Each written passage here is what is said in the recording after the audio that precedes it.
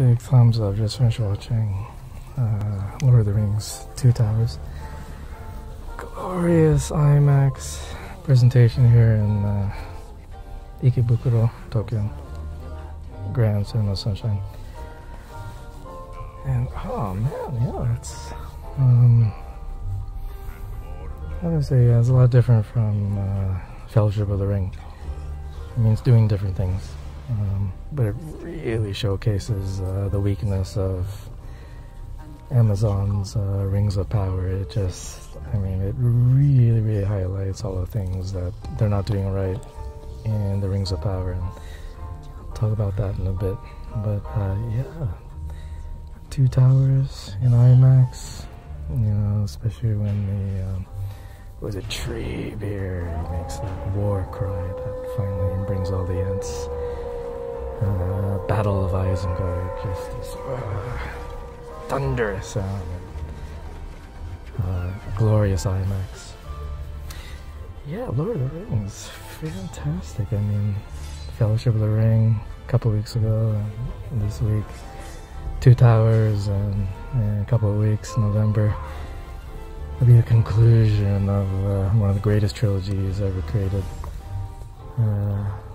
Concluded in Return of the King. Whoa, so excited for that. So, alright, be on our way out in just a second. Alright, time to head out. Yeah, this IMAX presentation. I mean, just this glorious visual of, especially the wardrobe in the film. It's really gritty. It's you can really see the individuality of all the characters, all the individuality of all the characters. You know, Riders of Rohan, and the hobbits, and you know, the elves. I mean, something that they haven't been doing so well in what is it, Rings of Power. I mean, everyone's pretty much wearing a toga. So it looks cheap, but wow, this film looks just fantastic. Yeah, so here we are, nighttime in Ikebukuro. Take the escalator up. But yeah, just the visual in IMAX as well as the sound is, wow, rip-roaring. Not an adventure like the Fellowship of the Ring, but more of a war story in the Two Towers. Wow, this is really great that Lord of the Rings is back in especially IMAX format. So yeah, check it out if you get a chance.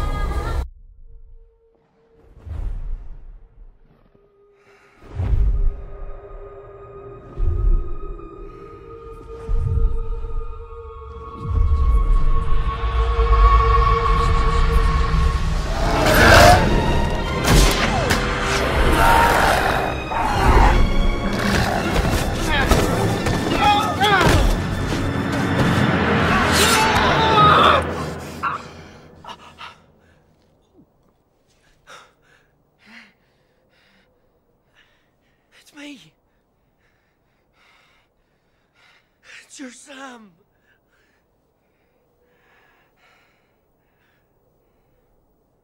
Don't you know you're Sam?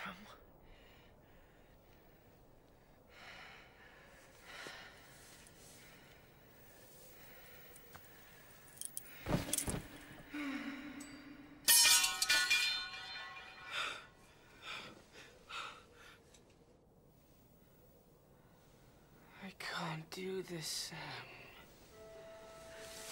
I know. It's all wrong. By rights, we shouldn't even be here.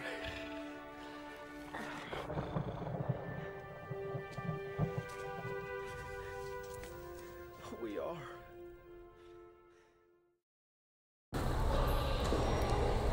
Aha, the glowing orb of the Grand Cinema Sunshine. All-seeing eye. Just finished watching Lord of the Rings, Two Towers, so pardon my obsession with the film and just projecting it everywhere. But yeah, I mean, I think to really appreciate the film, you really have to take a look at what's happening with Rings of Power, and it's really cringy what's happening with Rings of Power and what they're doing with the whole world of Tolkien. I mean, try to keep this as short as possible, but I think one major point is just you know, like, why are they all kind of like, well, what are they fighting for? I mean, at least in the Two Towers here, you know, you can really see how people are trying to pull together, and that central theme of trust and hope. I mean, something that's kind of absent in the Rings of Power. I mean, Rings of Power basically is just Galadriel kind of yap about how she's seen more than all the other characters in the film, and you know, she's just you know, trying to in essence to fight this man that she thinks that, you know, she's better than. So I mean, not the most riveting drama out there, but yeah, the Two Towers and how everyone is, you know, fighting against impossible odds, and they're clinging on to hope.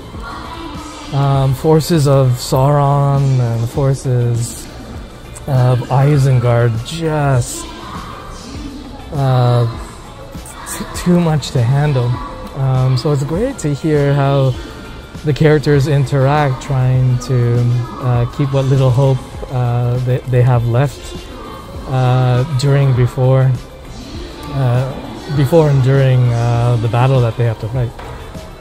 So something that's really strong in the Two Towers that isn't so strong in Rings of Hope. So definitely, if you're gonna watch the film, keep in mind you know, the central motivations of the characters and why they're fighting and so on. Really strong in the Two Towers. So yeah, big thumbs up. I think another great thing that they do in the Two Towers, even though the whole fellowship is split apart and they're telling all these different stories, they're all kept together by their conflict with you know, hope and despair and trust. I mean, especially taking a look at Frodo and Sam, and they've brought Gollum / Smeagol along with them to show them the way to Mordor. But just looking at that, simply put, you can see like how, you know, mentally, emotionally, they're split between two sides of the same coin, hope and despair. And that's one of the great things in the Two Towers, that it isn't just this big war and battle up to the climax and the end of the film, but it's the small, you know, mental war that all the characters go through, even though they're split apart and doing different things in the film. But definitely having that balance of, you know, the external and the internal quote-unquote war, something to help you know, put writing together, done to great effect in the Two Towers. So yeah, check it out.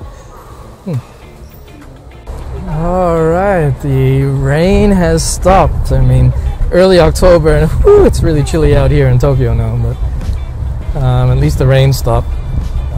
Yeah, Lord of the Rings Two Towers in IMAX today. Fantastic, what a great cinematic experience. Showed a lot of weaknesses that the Rings of Power has. I mean, Galadriel just kind of, you know, talking about how she's done more, seen more, blah blah blah blah blah, makes it really a dull watch. Whereas this film, again, characters interact in ways that show their internal struggles with trust and hope and despair. But once again, film highlights the importance of SAMWISE, the brave, which eventually he's kind of alluded to at the end of the film. But yeah, Samwise Gamgee, Samwise the Brave, probably my favorite character in the whole Peter Jackson Lord of the Rings trilogy. Yeah, he's the hero of the film. As Frodo struggling with trying to keep the ring from completely overtaking him. But yeah, his struggles, Frodo struggles, that is, between trying to how do I say? I mean, the split in his whole mental and emotional journey to Mordor, and then picking up Smeagol and Gollum just accentuates that internal struggle that he's having. But yeah, Samwise Gamgee, trying to keep Frodo focused on moving forward and reminding him of what they're trying to do, and that great ending speech of his about the importance of what they're doing, because Frodo's coming to the end of his rope with the struggle that he's having with the ring, and being out of the Shire in this whole world that just looks completely absent of hope. It's just war and despair. But yeah, there's Samwise Gamgee. He's reminding not just Frodo, but I think all of us who are watching the film to hold on to hope, to hold on, to believe that there is good in the world and it's worth fighting for. What a great message. I mean, Lord of the Rings is, the epitome of fantasy literature and this great cinematic experience directed by Peter Jackson. But still, I mean, a message that's timeless, no matter what era you're from. Believe that there's good in the world, and it's worth fighting for. So yeah, just one more to go. Return of the King. And then I remember when that first came out, and just the cry fest that the cinema had to the films, and looking forward to that. So yeah, thanks for watching, thanks for listening, and yeah, just keep writing. Who knows, maybe the next story that people are just thrilled about is the story that you write.